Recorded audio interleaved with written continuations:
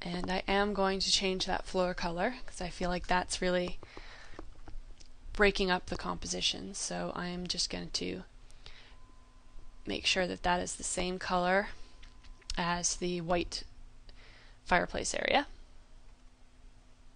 And I can do it rough at first. Let's brush in that color. Then create a mask.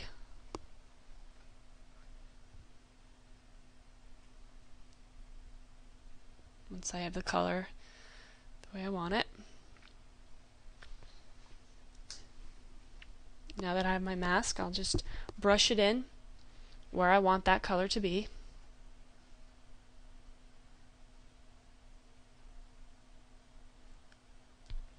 Probably set it to a higher opacity so that it's going to fill it quicker.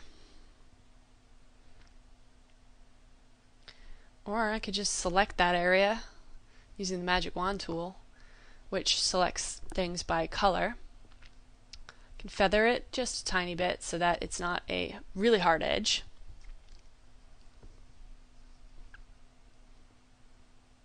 Smooth it. Sometimes you might need to you can modify your selections all sorts of different ways. Sometimes I might want to modify it by expanding it 1 or 2 pixels just so that it moves a little bit out. By feathering it, so our edge isn't 100% hard, it's a little bit soft. So that's a fast way to fill a certain area.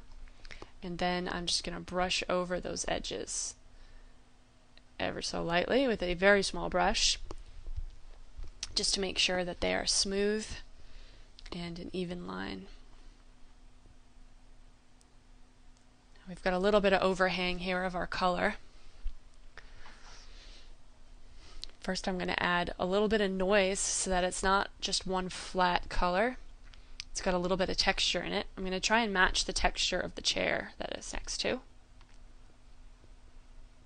Once I add the noise, get it where I want it. I like to just do a little bit more than it needs, and then fade it and blur it a tiny bit. To do Gaussian blur at 0.3%. That seems to be the magic number for me, where it just blurs it enough so that it really starts to look like pixels. And I'm just going to brush this area out.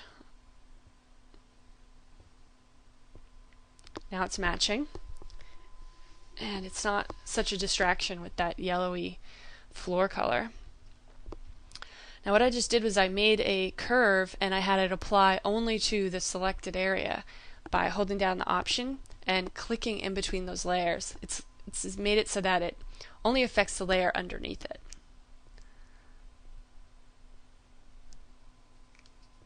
So as you can see, it's only affecting that small section.